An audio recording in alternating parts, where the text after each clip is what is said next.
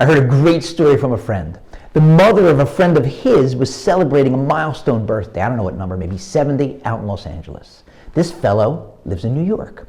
Calls his mother about a month before the big bash that's planned for a restaurant with friends and relatives in LA. And he says, Mom, I feel terrible. I tried to get away from work. I just can't. I'm not going to be able to make it to your birthday party. She says, I understand. You have to work. I love you anyway. Fast forward a month. It's the day of the birthday. And of course, he flies to LA.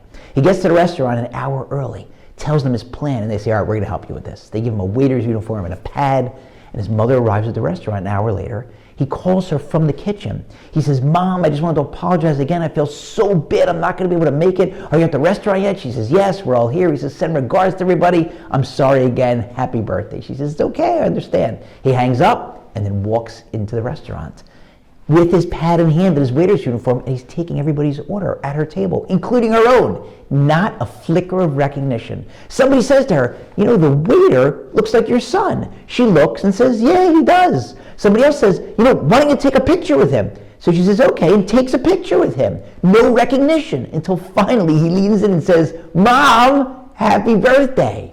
And she just can't believe it. She can't understand. Wait, but you just called me from New York and said you can't make it. He says, no, I called you from the kitchen. I was kidding around. Here I am. Which brings us, of course, to this week's Parsha, because that's what's going on. The brothers make it down to Egypt. Yosef, who's now the prime minister, immediately recognizes them, the guys who sold him all those years ago. They don't recognize him at all, even though they've got all the clues.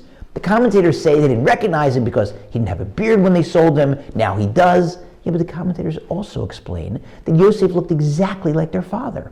So now they're looking at a bearded, younger version of their father.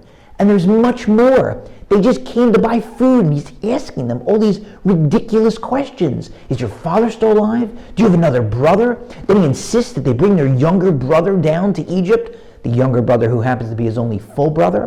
When they get back to home, their father says to them, why did you give them all this information about the family? And they say, Dad, you didn't understand, according to the commentators. He knew everything about us. He even knew the type of wood that was used in our childhood cribs.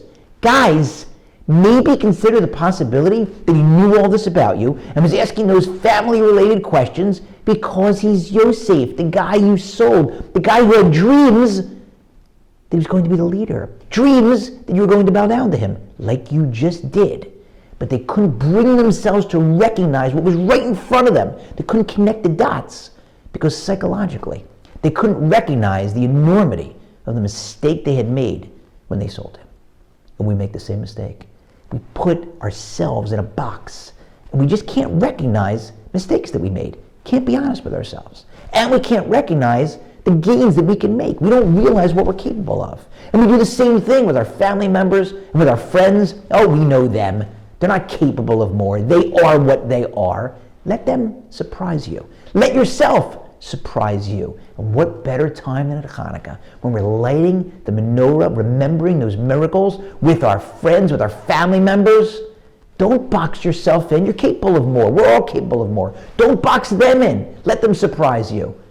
They're also capable of more. We are limited only by our imaginations. Let's dream bigger. Happy Chanukah.